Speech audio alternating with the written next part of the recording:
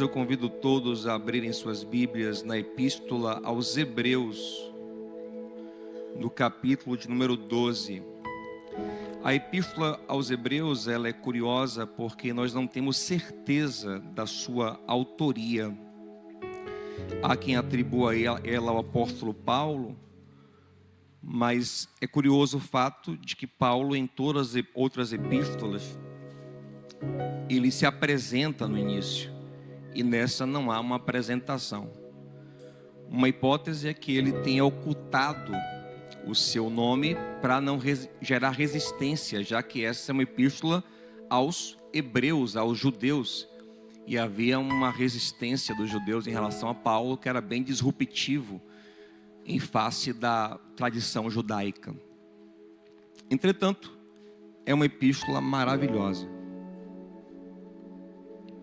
Eu quero ler com você no capítulo 12, no versículo 14, onde diz assim: busquem a paz com todos e a santificação, sem a qual ninguém verá o Senhor. Tomem cuidado para que ninguém se afaste da graça de Deus e para que nenhuma raiz de amargura ao brotar cause perturbação e contamine muitos, para que não haja nenhum imoral ou profano como Esaú, que por uma única refeição vendeu os seus direitos de herança como filho primogênito. Como vocês sabem, ele foi rejeitado posteriormente quando quis herdar essa bênção, porque não encontrou lugar para arrependimento, embora a buscasse com lágrimas. Meus irmãos, o que nos diferencia dos animais não é simplesmente a nossa capacidade de processamento cerebral, porque em alguns aspectos, alguns animais têm inclusive um cérebro com maior potencialidade, maior capacidade do que o nosso. Alguns animais, por exemplo, têm áreas da memória mais desenvolvidas do que a nossa. Muitos animais têm a área da coordenação motora muito melhor do que a nossa. O cavalo já nasce andando. O gato é habilidosíssimo. Então, não é só a questão de ter um cérebro mais capaz. O que diferencia o ser humano é o lugar aonde esse cérebro chega. Na verdade, o que diferencia o ser humano é o conceito de mente. E mente vai para além de cérebro. Mente toca na abstração. Mente toca no simbólico. Por exemplo, se você der um martelo para um chimpanzé, é provável que com o tempo ele aprenda a martelar. Ele começa a usar o martelo como uma ferramenta. Ele vai entender a utilidade daquela ferramenta. Mas muito dificilmente um chimpanzé vai fazer do martelo o símbolo de um movimento social. Você entende? Nós, por exemplo, temos em Jeremias 29, 23, o profeta falando que a palavra de Deus é um martelo que quebra a rocha. O que significa isso? É uma linguagem metafórica. Então o ser humano, ele tem essa capacidade não só de competências imediatas em face das coisas, mas de abstrair sobre elas, de aprofundar o pensamento, de idealizar, de filosofar, de buscar origens, de buscar conceitos profundos. É isso que nos faz diferentes dos animais. Então, o que diferencia o homem do animal é a profundidade do seu pensamento. Concorda comigo? Ok? Se eu posso dizer que os homens se diferenciam dos animais pela profundidade do seu pensamento, eu posso também dizer que homens se diferenciam de outros homens pela profundidade do seu pensamento. Concorda comigo? Se a profundidade do pensamento é uma escala que diferencia seres, entre os próprios seres humanos também existem os mais profundos e os mais superficiais. Concordam comigo? Existem aqueles que vão pensar mais sobre propósitos, sobre conceitos profundos, sobre origens, e aqueles que vão ser mais imediatistas, mais materialistas, aqueles que não vão pensar muito nas coisas mais profundas. E se a gente for pensar, por exemplo, esse é um conceito de Paulo. Paulo fala em 1 Coríntios capítulo 2, que o homem carnal, ele não pensa nas coisas do Espírito porque ele parece loucura, ele não se interessa por isso. Mas o homem espiritual, ele pensa nisso, ele discerne isso, porque ele tem a mente de Cristo, ele tem dentro dele o Espírito de Deus. Vamos dar um passo atrás aqui. Se a gente está pensando aqui em aprofundamento de pensamento, se nós vamos pensar no porquê do porquê das coisas, aprofundar o pensamento sobre a vida, sobre a existência, onde nós iremos chegar? Se você for ateu, o que eu acho difícil, que você está aqui no verão, um domingo, numa igreja. Mas se você for ateu, quem sabe veio aqui para namorar uma crente, mas você é ateu. Se você for ateu, você vai pensar no porquê do porquê, no porquê, e vai chegar no nada. Vai chegar uma hora que você vai dizer, sabe de uma? No fundo, tudo veio do acaso e não tem sentido algum. Tudo é um grande acaso. A vida, a existência, o universo, é tudo uma grande coincidência cósmica. O que eu acho que tem que ter muita fé para acreditar. Porque você sabe que a teoria cosmogênica mais popular do mundo, a mais aceita na academia hoje, é o Big Bang. E o Big Bang, gente, para mim é um atestado de que a Bíblia está correta. Por quê? Pense comigo. Até a década de 20, antes de Edwin Hubble, que deu o nome depois do telescópio Hubble, o que predominava na academia científica era a ideia do universo estático e logo eterno, a ideia de que nunca houve mudança no universo. Então o universo, na verdade, era como se fosse o próprio Deus, ele sempre existiu. Até Einstein chegou a acreditar nisso também. Mas o Hubble percebeu que o universo estava em expansão. Isso inclusive ajudou Einstein na teoria dele da relatividade. Então, quando eles perceberam que o universo estava em expansão, resumindo, na década de 40 eles vão chegar à teoria do Big Bang. E a teoria do Big Bang, ela praticamente diz o seguinte, que o universo não sempre existiu como está, não, muito pelo contrário. O início de tudo é um estado pioneiro, é um estado antes da matéria, chamado estado singular. Nesse estado singular, invisível, onde nada existe, as leis da física como nós entendemos não se aplicam. A densidade desse estado é infinita, nem a luz pode existir lá. Então é um lugar onde nenhuma lei desse universo físico se opera. Por isso que a ciência não fala sobre esse estado antes do Big Bang, porque não tem condições, não tem parâmetro científico, não tem método científico. Se eles pudessem, eles diriam que o estado antes do Big Bang é espiritual. Porque você sabe que a ideia é a seguinte, é que do nada, do invisível, há uma explosão. Isso a ciência começou a falar na década de 40. Que tudo o que nós vemos veio do invisível, praticamente do nada.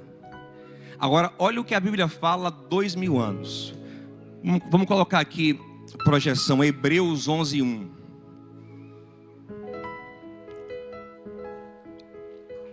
Ora, a fé é a confiança daquilo que esperamos e a certeza das coisas que não vemos. Ó, 2. Pois foi por meio dela que os antigos receberam bom testemunho. Agora olha o 3.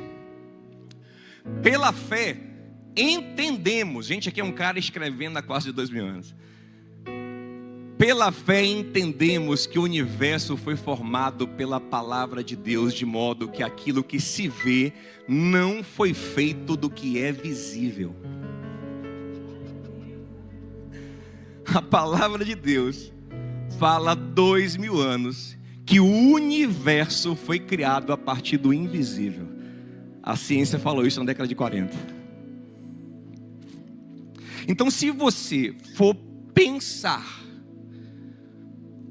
de uma maneira profunda, se você for ateu, você vai chegar no nada.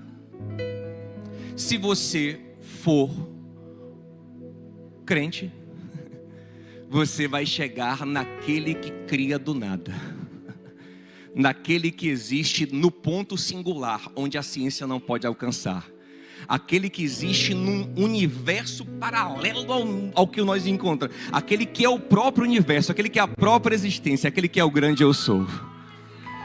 Amém? Então você vai chegar num lugar ou no outro. Se você aprofundar muito o pensamento, você chega num lugar ou no outro. Não tem como não chegar nesses lugares. Estude filosofia, estude ciência, você vai chegar num desses lugares. Beleza. Dito isto, deixemos isso agora aqui numa caixinha. Então pense comigo. Existem pessoas mais superficiais. Pastor, sabe de uma? Eu nunca pensei nisso, seu superficial. Tô brincando, mas tem gente que é mais superficial, que não pensa nas coisas. Só pensa na comida que vai comer daqui a pouco. Então, quanto mais profundo a gente é, mais a gente vai pensar em coisas profundas, ok, gente? Então vamos lá. Deixando isso agora aqui, venha comigo, por gentileza, a história de Jacó e Esaú em Gênesis 25. Eu quero que você observe que o autor sagrado, ele propositalmente vai pintar Esaú como símbolo de um homem superficial e Jacó como símbolo de alguém que é mais profundo, que já valoriza coisas espirituais, não perfeito, mas mais profundo. O texto é intencional. Você tem que entender que o texto, ele tem a sua literalidade, mas ele também tem o seu simbolismo. E o texto fala o seguinte, a partir do versículo 24 de Gênesis 25. Rebeca deu à luz a gêmeos, são gêmeos bivitelinos porque eles não são idênticos. E o primeiro que saiu da barriga dela foi um peludinho, o bebê saiu parecendo um ursinho.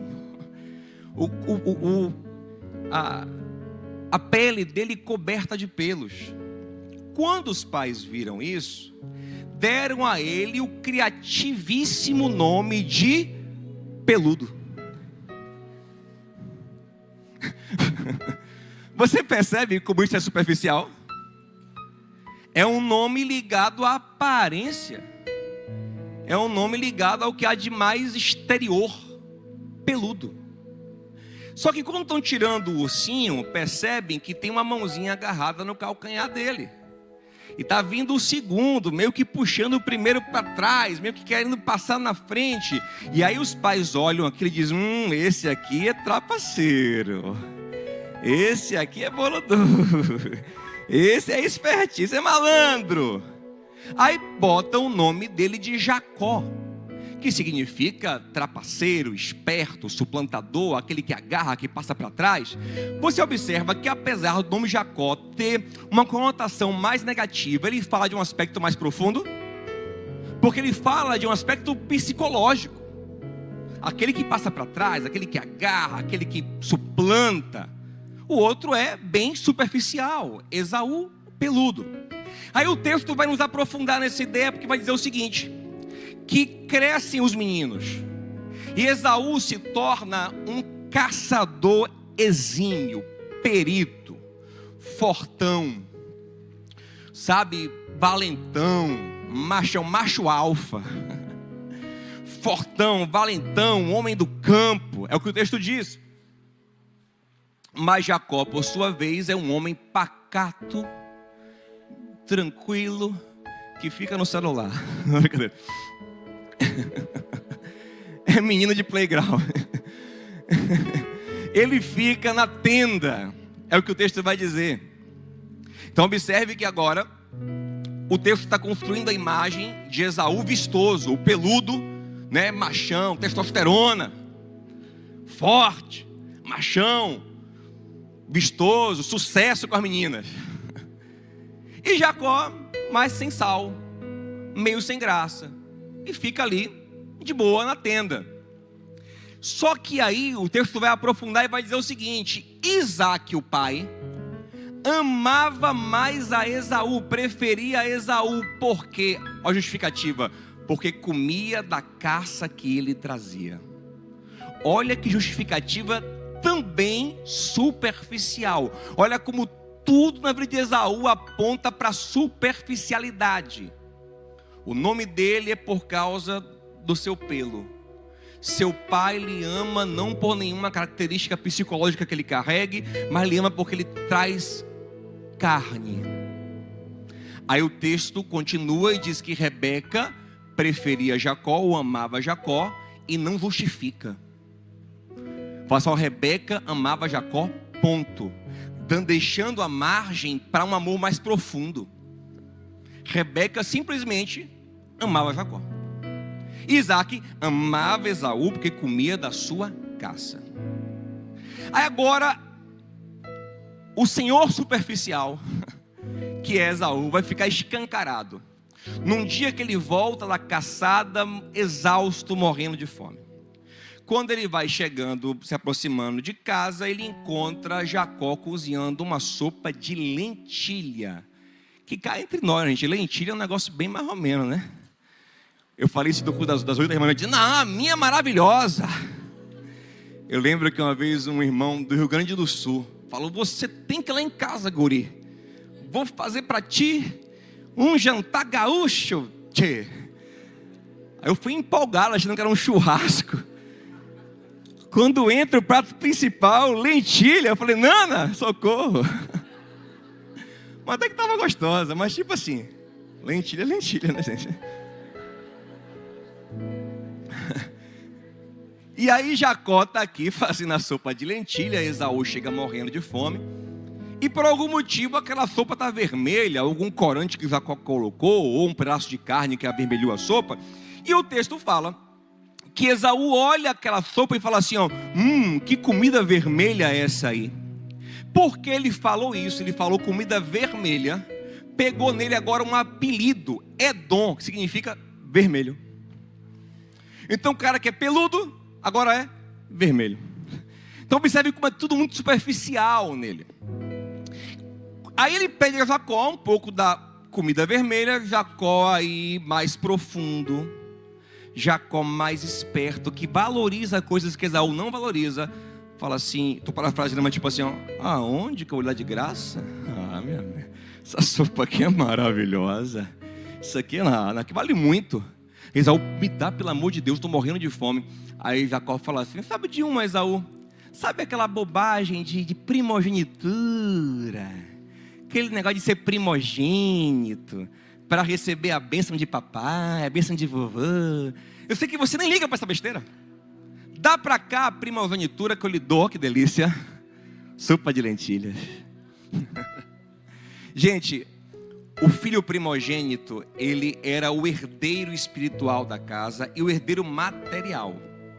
Há um princípio naquele tempo que o filho mais velho, além de representar a casa, receber a bênção espiritual, herdava 2/3 da herança paterna. Depois você pode ver a consolidação desse princípio na lei de Moisés, em Deuteronômio 21:17. E Esaú, como saiu primeiro da barriga, era esse cara. Só que Jacó, naquele momento de fome, ele despreza isso, ele não liga para isso, porque aquilo está ligado à espiritualidade, ele não liga para isso. E Jacó lança a isca e Esaú fala uma das frases mais bocós que alguém falou na Bíblia. Ele fala assim, de que me vale a primogenitura se eu estou morrendo de fome? E sim, ele estava em casa, ele podia andar mais um pouquinho e comer alguma coisa, mas ele é imediatista, ele é superficial. De que me vale a minha primogenitura se eu estou agora com muito desejo de viver alguma coisa, de experimentar, de provar, de ter um prazer, de satisfazer alguma coisa na minha carne? De que me vale a primogenitura? Jacó disse, então me jure que é minha, eu quero juramento. Jacó fez ele jurar, assim, Jacó insistiu para que ele jurasse, e ele jura, e o juramento é feito diante de Deus. Ele jura diante de Deus que agora Jacó é o primogênito de Isaac, o herdeiro da bênção de Abraão. Ele jura. E o texto termina no capítulo 25, versículo 34, dizendo o seguinte: assim Esaú desprezou a sua primogenitura. Desprezou, ele não ligou, ele desprezou. Beleza. Passam-se alguns anos. Estamos agora no capítulo 27. Isaac, o pai deles, já está bem velhinho, cego, sentindo a morte se aproximar. Ele não sabe do trato entre os meninos. Então ele chama Esaú e fala: Esaú, antes de morrer, vou te abençoar, vou liberar a bênção sobre você. Porque Isaac é mais espiritual e ele crê em palavras proféticas, ele crê em liberação de bênçãos. E ele fala: vou liberar a bênção sobre você. E ele manda Esaú caçar, para que ele coma a caça de Esaú e com a alma feliz abençoe Esaú. Esaú disse: tá bom, pai. E foi buscar e foi caçar. Só que enquanto isso, Rebeca, a esposa de Isaac, mãe dos meninos, está ouvindo na porta. E eu imagino, e Rebeca preferia Jacó. Eu imagino, o texto não fala isso, mas imagina ela chamando Jacó assim: Jacó. Ela chamou Jacó, o texto fala, mas não com essa palavra que eu vou falar aqui agora. E ela falou assim: imagina, meu filho, vem cá. O teu pai vai abençoar o bocó do teu irmão. Eu diria isso se eu fosse ela. Faz o seguinte, ela fala assim: eu não vou deixar. Quem vai ser abençoado é você. Ele fala: mas como, mãe? Como é que eu vou ser abençoado? Meu pai vai saber que não sou eu. Fique tranquila. Seu pai está cego. Você vai entrar lá com o corpo coberto de pelo, para fingir que é ele. Dá uma engrossada na voz.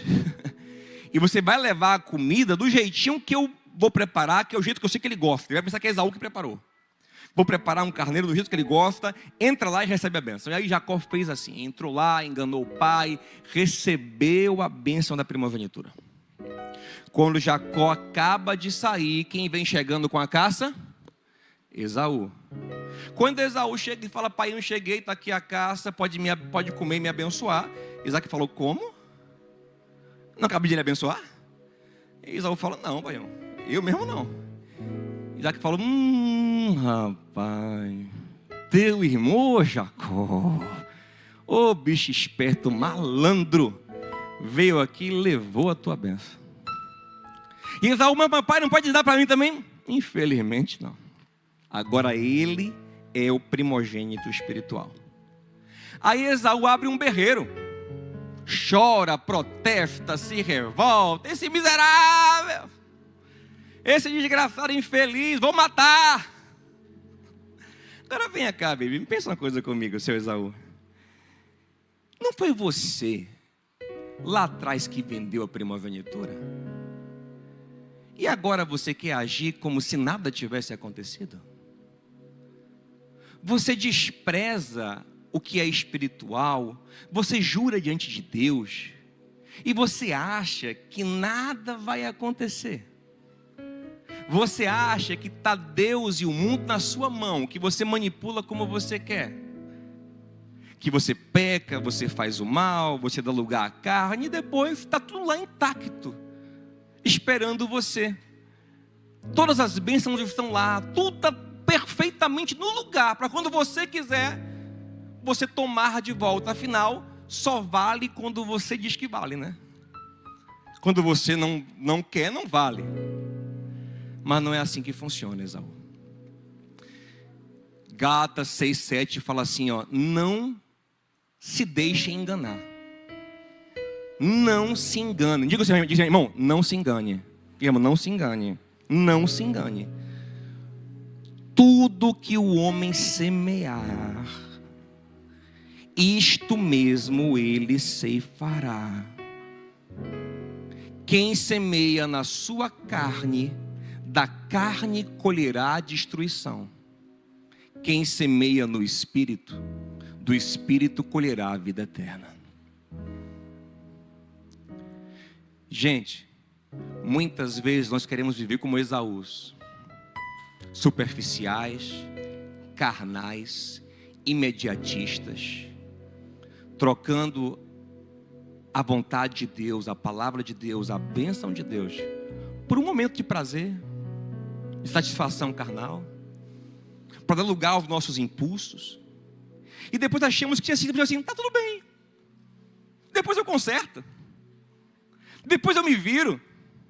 Vai pegar nada, vai dar nada. Depois eu arrumo tudo. Mas não funciona assim, gente.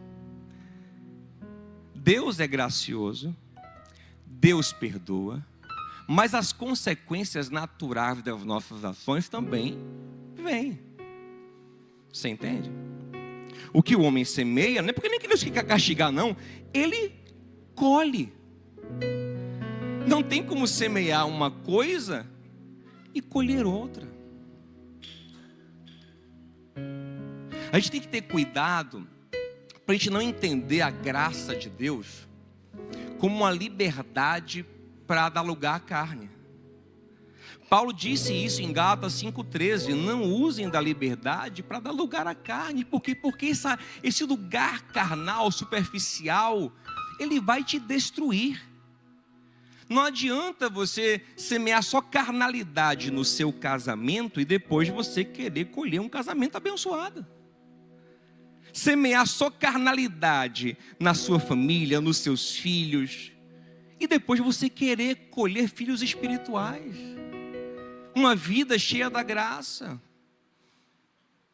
Não é assim que funciona. Observe que Esaú, ele se revolta com Jacó. Se você lê o texto em Gênesis 27, quando ele vê que perdeu a bênção, ele se revolta com Jacó como se Jacó fosse o culpado. Mas Jacó tem a parcela de culpa dele, sim. Entretanto, Esaú tinha que se revoltar contra ele mesmo, pelo que ele semeou. Meu irmão, sabe por que às vezes a nossa vida não muda? Porque a gente está muito revoltadinho com os outros. Mas em Lamentações 3,39 fala que cada um se queixe dos seus próprios pecados. Se a sua semeadura fosse melhor, tenha certeza que a sua vida estava melhor. Suas relações estavam melhores. Sua casa estava melhor. A gente não pode viver uma vida carnal, superficial, e achar que depois a gente conserta tudo. E olha como Esaú quis consertar. Ele disse, eu vou matar Jacó. Não é assim que conserta. Não é assim que resolve. Não é assim que as coisas vão se encaixar. É interessante a gente olhar, por exemplo, na NTLH. Eu gosto dessa versão porque fala assim, ó. Olha o que o texto fala. Olha como é cara de pau. Ninguém seja profano ou imoral como foi Esaú. Gente, isso aqui é Novo Testamento, viu? Novo Testamento. Ninguém seja profano ou imoral como foi Esaú, porque desprezou a sua primogenitura por um prato de comida e depois quis herdar a bênção, mas não achou lugar para arrependimento, ainda que com lágrimas buscasse. Há quem pense que é o seguinte, ó. Não, eu vou pecar, vou fazer o mal, vou semear o mal. Aí depois eu choro, eu me quebranto. Digo, Deus me perdoe, Senhor. Oh, Senhor, me perdoe. Aí Deus fala, te perdoo, Binho. Mas colha. Por exemplo, Lucas capítulo 15. Lucas capítulo 15. É lindo aquela história. O filho que pega a herança do pai, gasta todo, o filho pródigo, né? Aí volta arrebentado para casa. Ele é perdoado, ele é recebido. A graça é maravilhosa. Mas a gente não esqueça que tudo que está na casa do pai agora pertence ao outro. O pai dividiu a herança para os dois. O que restou pertence tudo ao mais velho. Ele não tem mais nada. Muita vezes a gente está fazendo, a gente está plantando mal, semeando mal. Depois está assim, ó. Restitui. Eu quero de volta o que é meu. Aí depois ele fala assim, ó. Eu te perdoo, Binho, mas não é mais seu.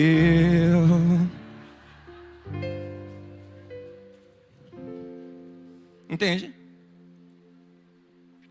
Diga ao seu irmão assim, ó. O que a gente planta, a gente colhe.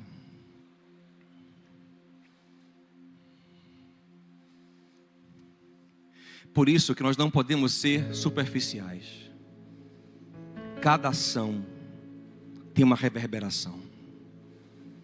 Cada palavra tem um significado. Cada gesto, cada escolha que nós fazemos, cada passo que nós damos, vai ter uma reverberação eterna. Quer ver uma coisa, por exemplo? Olha que coisa forte isso aqui me estremece quando eu leio. Olha que coisa forte, falando sobre primogenitura. Quando Jacó foi abençoar seus filhos, o texto fala que o filho primogênito dele, Rúben, tinha, em algum momento da vida, deitado com a concubina do pai. E aí ninguém falou disso, ninguém tratou isso. Mas no fim da vida, quando Jacó está velhinho, no leito de morte, abençoando os filhos, Gênesis 49, quando ele vai abençoar Rúben, ele fala assim: Rúben,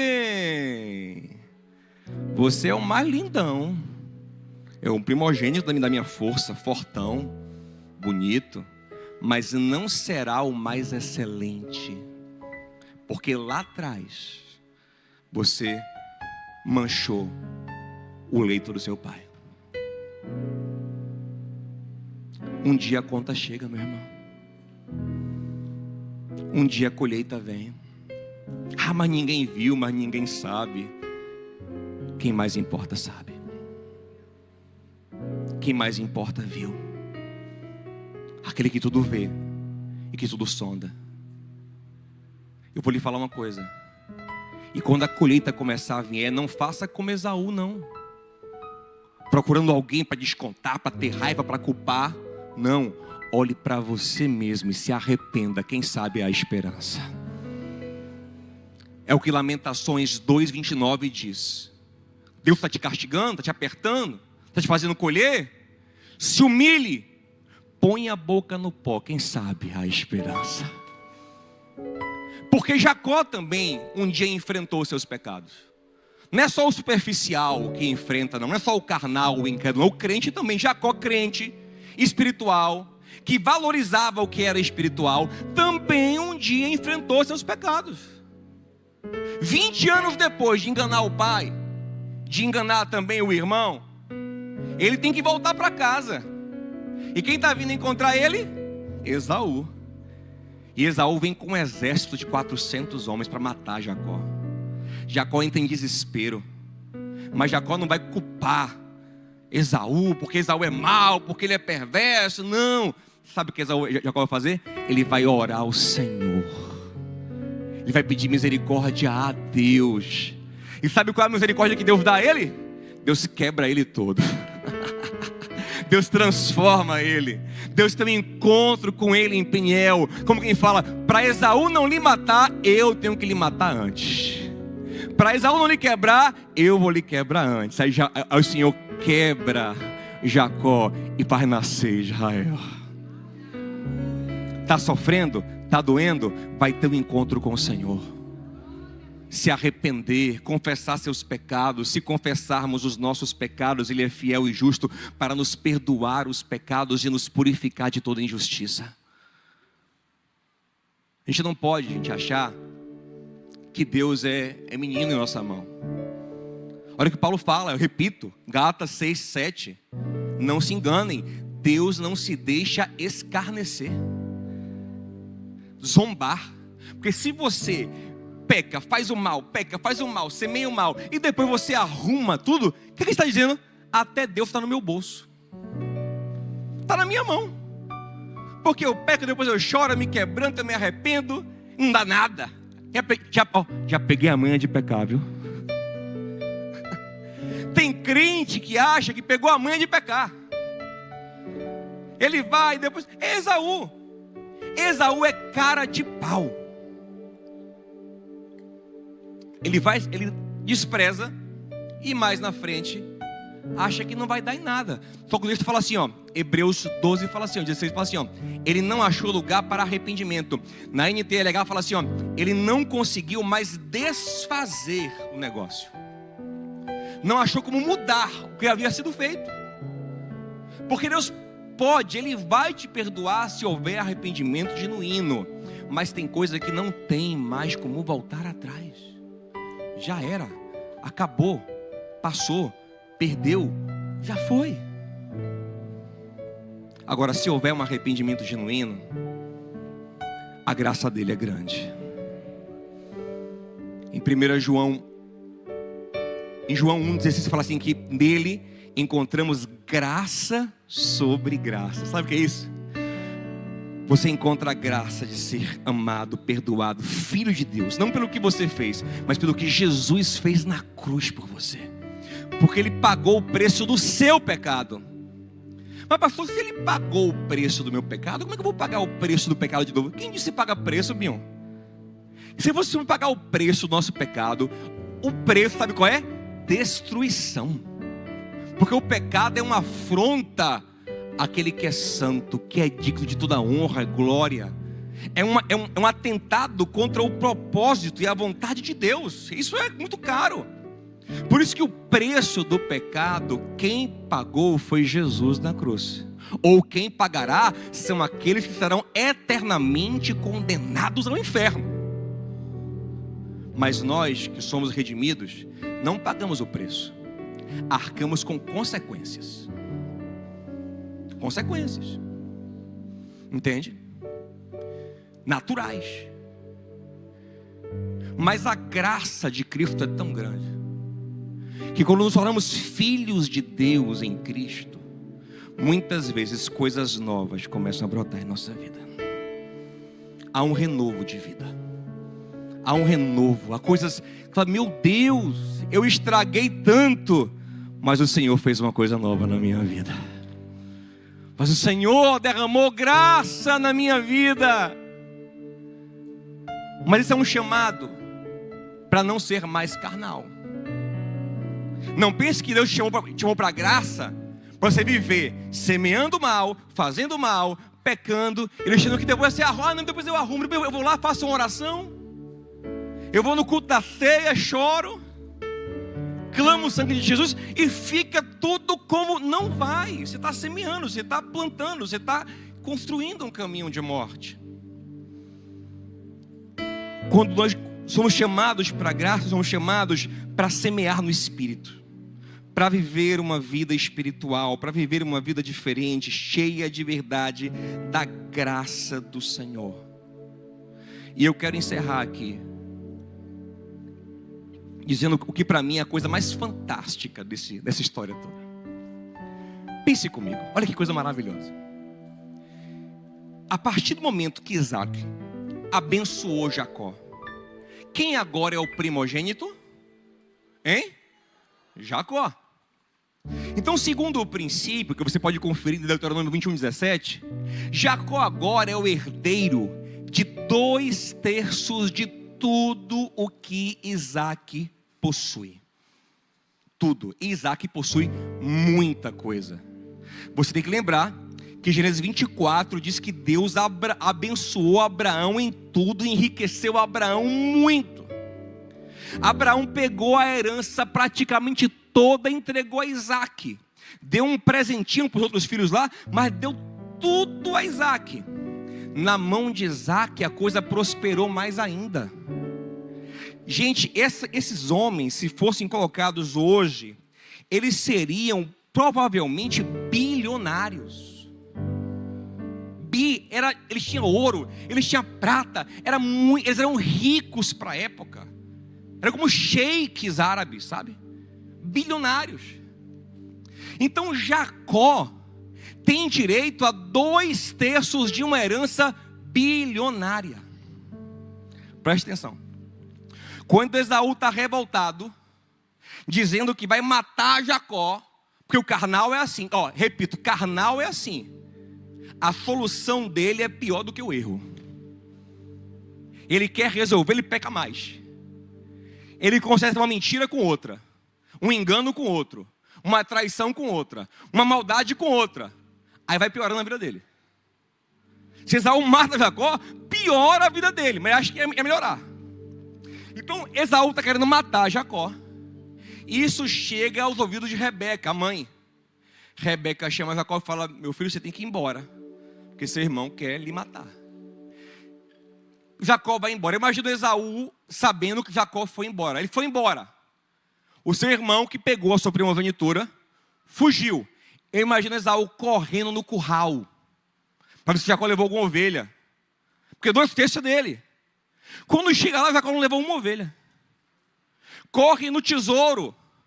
Jacó não levou 1 grama de prata, 1 grama de ouro, não levou uma pedra preciosa, não levou nada. Não levou nada. Se você ler Gênesis 32, a partir do 9, Jacó já voltando para casa, depois de 20 anos, ele conta na oração ao Senhor, que ele só levou o cajado dele. O homem é bilionário, mas só levou o cajado. Aí eu imagino Esaú pensando, Esaú superficial, bocozão, pensando, ih, que otário, não levou nada,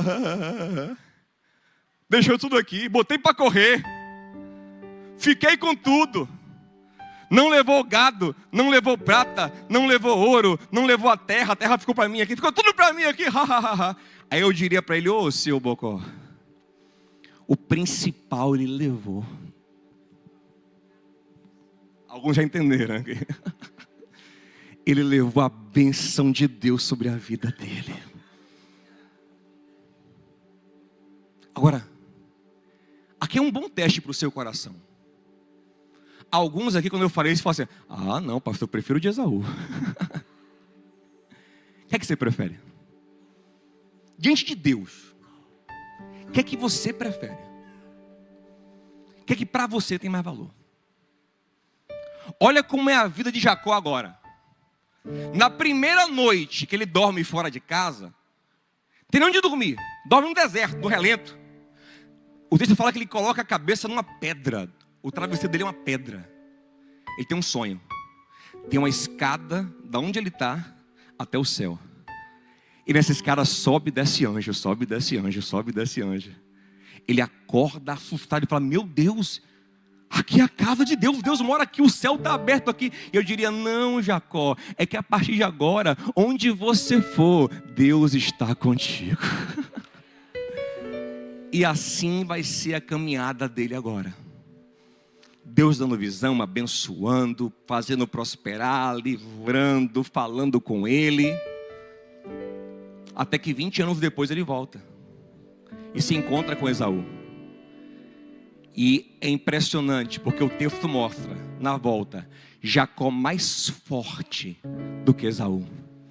Jacó próspero, também forte, uma tribo grande em volta dele. E ele mais forte do que Esaú. Meu irmão, para quem é superficial, só o que vale é o tangível, é o palpável, é o que você vê imediatamente. Mas para quem é espiritual, ele tem outros valores. Ele valoriza outras coisas. Ele prioriza outras coisas. Ele crê que tudo que é visível,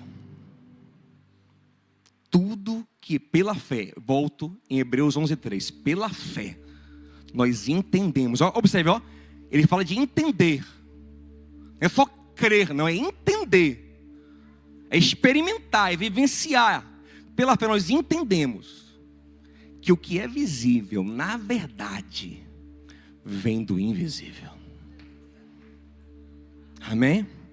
Vamos ficar em pé juntos em nome de Jesus? Vamos ficar em pé?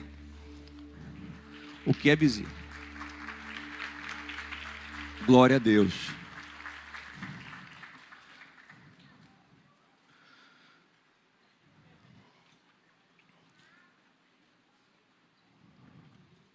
Isso deve orientar as suas relações. Quem é superficial só busca se relacionar pelo quê? Pelo status, pela aparência, pelo que se vê. Quem é profundo tem outros valores. Quem é superficial está preocupado em ostentar. Quem é profundo está focado em revelar a glória de Deus. Quem é superficial confia no seu braço. Mas quem é profundo sabe que a vitória vem das mãos de Deus. Confia no Senhor. Quem é profundo valoriza a oração, a palavra, semeia no Espírito. Quem é superficial só está preocupado se os filhos vão estudar na melhor escola. O resto, dando uma boa educação, pronto. Quem é profundo sabe que não existe educação maior do que ele temer ao Senhor, crer no Senhor, amar o Senhor. Quem é superficial acha que o seu corpo, sua aparência, é o que há de mais atraente nele. Mas quem é profundo sabe que seu corpo, a maior bênção do seu corpo é ser templo do Espírito Santo. É fazer fluir dentro de você a unção, é carregar a presença de Deus, o Espírito dele, a graça dele. Quem você é, Jacó ou Esaú? Você é a pessoa incontrolável diante dos seus desejos, que só pensa no agora, que come todos os pratos de lentilha que vem na sua frente, achando que nada vai dar em nada? Vai dar. Uma hora esse prato que te faz sorrir vai te fazer chorar. Esaú berrava, o texto fala, ele chorava, ele berrava, ele gritava, ele urrava, porque ele perdeu a bênção. Mas na verdade ele sabia o que ele fez, tanto que ele fala ao pai: 2 vezes Jacó me enganou. Primeiro tomou minha primogenitura, agora pegou a minha bênção. Aí o pai podia falar assim: ah, então você vendeu a primogenitura para ele, é? Ah, e você queria que nada acontecesse.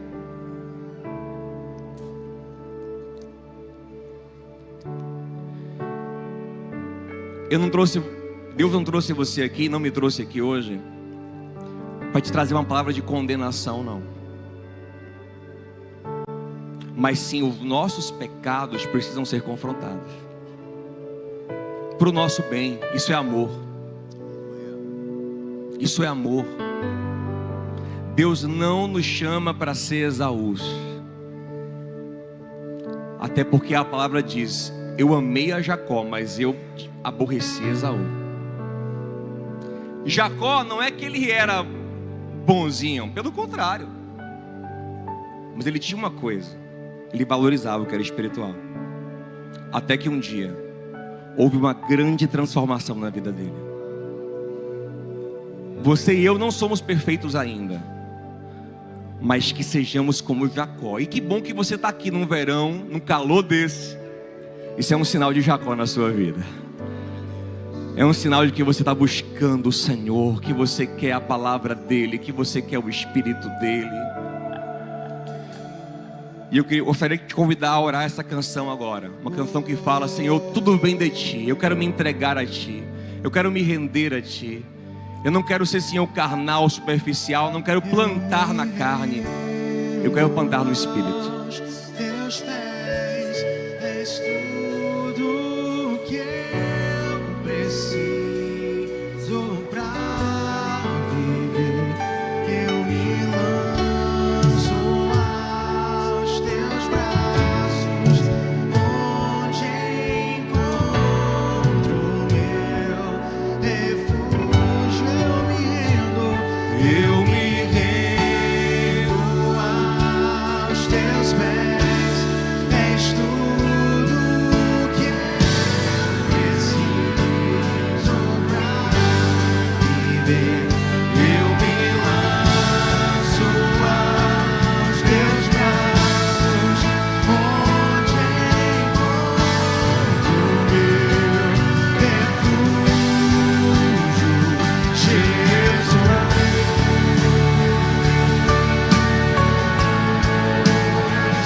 Eis-me aqui,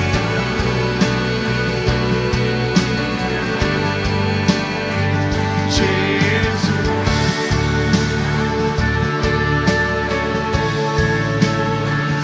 Eis-me aqui,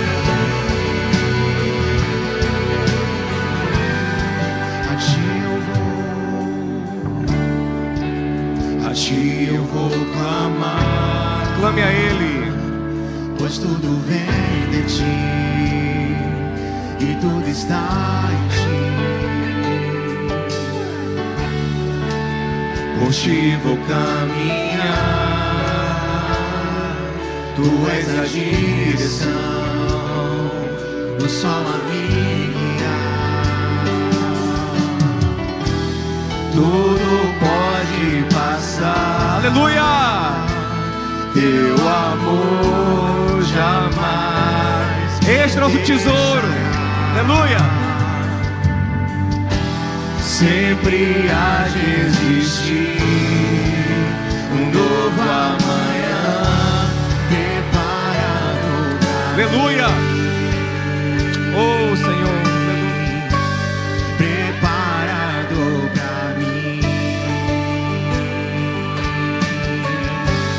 preparado pra mim. Eu me rendo. Eu me rendo aos teus pés. Preciso pra viver. Eu me lanço aos teus braços, onde encontro meu refúgio. Eu me rendo aos teus pés. És tudo que eu preciso pra viver. Eu me lanço aos teus braços, onde encontro meu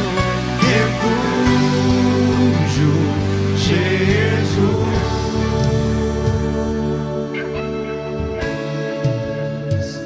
Eis-me aqui, Aleluia! Jesus.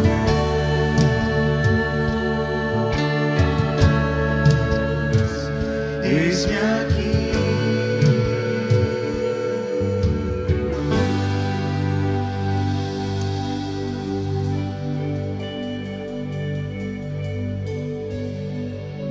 Tem coisas que não podem ser desfeitas. Lá em Mateus 27 fala que Judas, quando ele viu o Senhor ser preso, ele tentou desfazer. Ele correu com o dinheiro, as moedas de prata, e tentou desfazer o negócio. Mas não quiseram desfazer, não teve jeito. O problema é que ele tinha que aceitar. Se é que é possível isso, aí a gente entraria num outro campo que eu não quero. Mas ele tinha que aceitar que não tinha como desfazer e correr ao Senhor em busca de misericórdia. Nosso problema é que a gente fica assim, ó: não, Senhor, eu não aceito, é o meu, minha bênção, meu lugar, minha posição, meu ministério, meu não sei o que, meu casamento, minha família. Você tem que aceitar, às vezes, que você estragou as coisas. Baixar a cabeça, se humilhar. É engraçado, às vezes eu vou aconselhar algumas pessoas, vou aconselhar que a pessoa pode me bater: pastor, traga minha mulher de volta. E meu irmão, não foi eu que traí ela, não.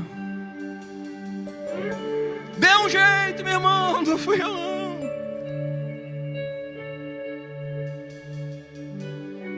Esaú é que é assim. Na hora da consequência, ele não se humilha, não. Ele quer matar Jacó, ele quer brigar com os outros, ele não olha para si. Lamentações 2:29. Põe a boca no pó, talvez haja esperança.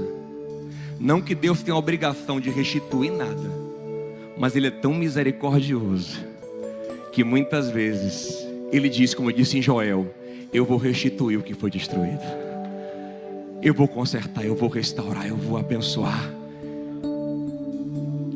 Mas isso é a soberania dele, amém? Qual é a sua parte? Se arrepender, se humilhar, confessar, falar: Senhor, a culpa é minha, quem pecou fui eu, quem errou fui eu, quem semeou errado fui eu, quem foi tolo fui eu. Mas a partir de hoje eu quero ser alguém profundo. Alguém que enxerga o que está além de cada ato, de cada escolha, de cada gesto. Irmão, a sua vida é espiritual. Nada em sua vida é em vão, amém, gente?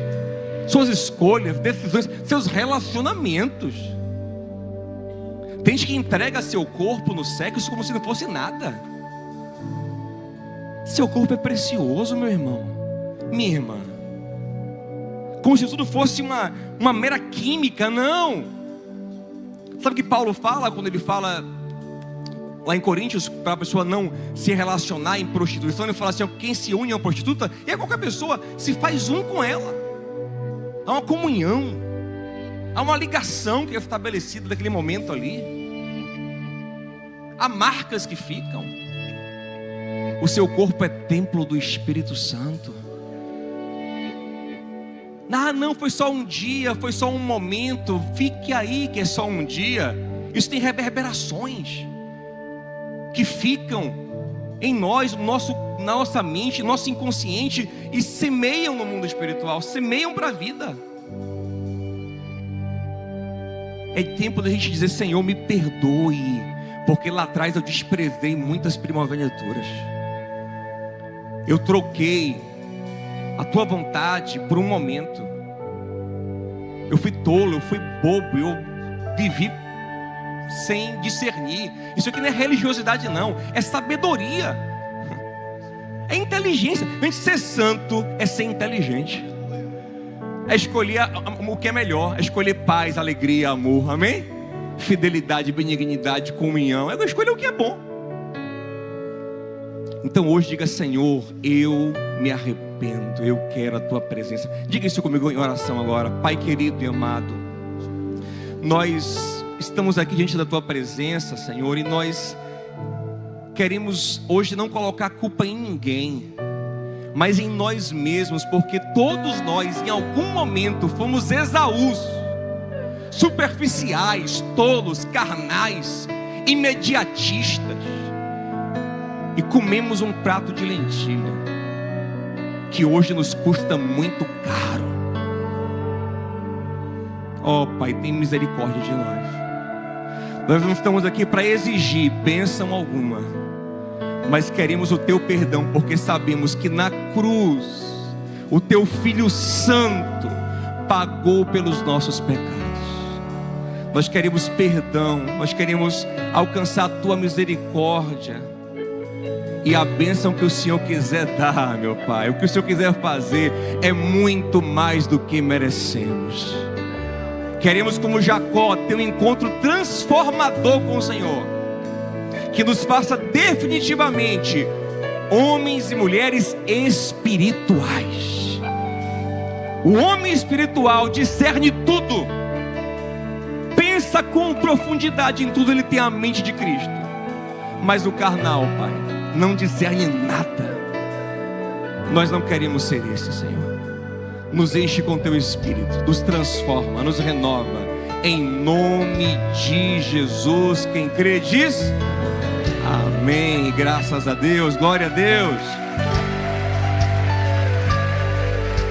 amém. Que o amor de Deus, o nosso Pai, a graça de Cristo nosso Senhor, a comunhão e a consolação do Santo Espírito de Deus seja com você, com a sua casa, em nome de Jesus, amém. Deus te abençoe, tenha uma semana maravilhosa, cheia da graça.